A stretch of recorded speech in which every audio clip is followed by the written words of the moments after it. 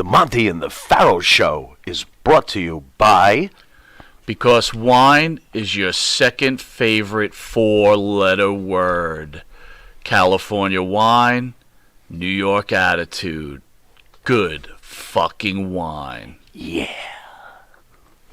They said, we've never seen him do that. Wow. Yeah.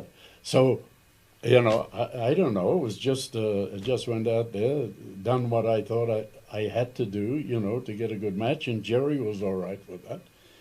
And he shook my hand. He said, hell of a match. What an amazing memory, man, you got, man. You're like a friggin' encyclopedia. Holy shit. But I can't remember where I dropped my glasses. No, they're right here on the desk.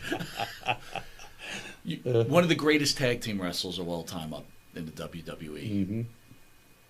Haystacks Calhoun, Mm-hmm. Dean Ho, Yeah. Larry Zbyszko, Yeah. and obviously the great Rick Martel. Yeah. Can you share any thoughts on all, you know, the legend Larry Zbyszko, Haystacks Calhoun? Like, what were these guys like? And let's end it with, like, what you think about Rick Martel. Yeah. Well, you know, it was all new to me, and Haystacks used to come in here in the in New York area in the summertime because the kids were off, so, you know, they got to see a big guy from the farm, you know, with the coveralls and the horseshoe around his neck. And I never got it confirmed, but I think what was supposed to happen, and it didn't, Nick Barkwinkle and Ray Stevens were supposed to come here and beat Fuji and Tanaka. Really? And they canceled out. Now, you know, maybe that didn't happen, but this is what I heard. And they canceled out, and then Haystacks was coming in, and I was the Rookie of the Year, and Vince Sr. liked to do something for the summer, you know, set something up. So they threw me with Haystacks, and we won the belts. And I can almost thank Haystacks for being my partner. In the Garden one time, we wrestled 31 minutes, and I was in the ring for 27. Well, But, wow. you know, Fuji and Tanaka they couldn't do a lot with him, you know. So he started the match and took over on them, and then I went in and I shined for a little while, you know, with my high spots with Fuji. Fuji helped me tremendously when I was young. And then they cut me off and they just beat the bejesus out of it. But I was trying to tag the whole time, you know, whole time. And then when I finally made the tag, you know, blew the roof off the Garden, and everybody was happy. And then they brought Dean Ho in at the, you know, Fuji's suggestion, I think, 'cause, being from Hawaii, and Fuji knew him over there, and he was like anti-martial arts, you know. So that worked out good, and Dean was great. Unfortunately, you know, Dean had a horrible passing. You know, he was like 86, 85.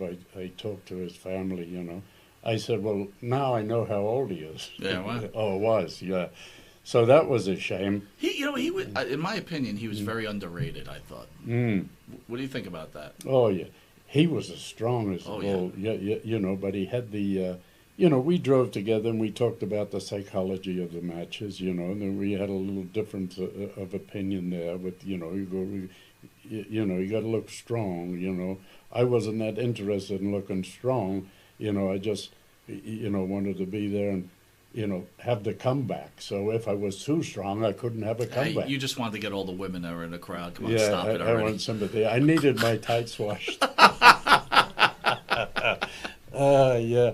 And then Larry, we were, I don't know if it was in the Garden. Larry told me the story the other day.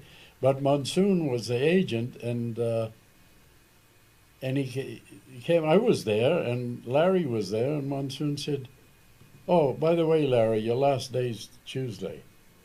You know, I thought, holy Jesus. You know, so we went to TV on Tuesday, and you guys are working with Fuji and Tanaka, and you're taking the belts, or something like that. Right. and then we became champions. But when Larry first came here, he didn't have a place to stay, and I was by myself. So I said, Larry, come and stay with me till you find a place. So he stayed with me for, quite a few weeks, and I, found him a place to stay up there in Connecticut. And we stayed in Connecticut because I thought it was a central location between Bangor, Maine, and Washington, D.C. Right. So we could get home every night instead of. When I first came here, I stayed in southern New Jersey, and I spent like 8 days one time up in Boston in a hotel that was adjacent to the old Boston Garden. And I just drank too much. Look at you logistically getting smart, putting yourself right in the center so you could drink at home safely. Yeah.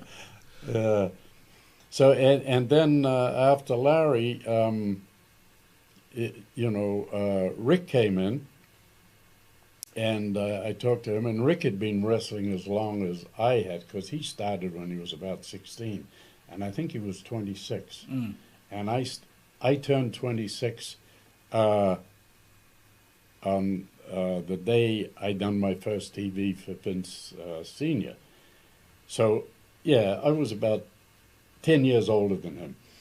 And I was just like his new big brother, And Rick done his thing, and, I went out and, done his thing with him, and, we were just buddies, we hit it off. And then I give him some of the old wrestling advice, like when I was in Australia and talking to the, guys like Killer Kowalski, Killer Carl Cox, Spiros Arion, Don Lewin, that, like, well, how much money can you make wrestling in the United States?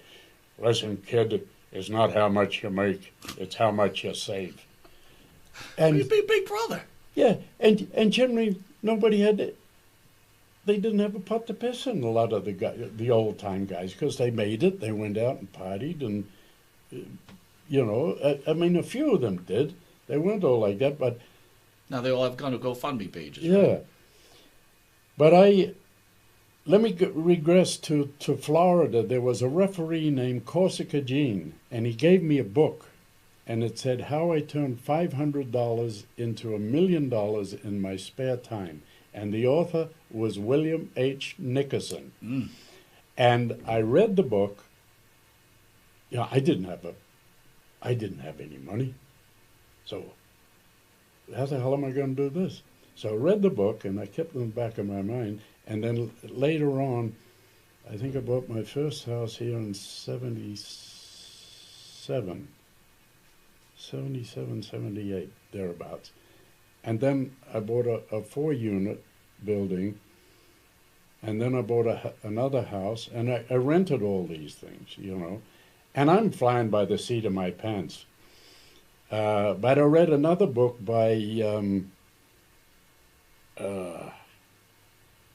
forget it.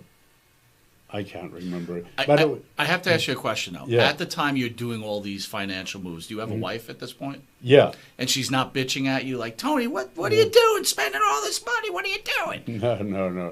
No, actually, she, she was really pretty good, but it was like my way or the highway type thing, Not that I was tough, but I didn't need a new toaster when the old toaster was working perfectly, And I just carried on my New Zealand therapy, when I came over here.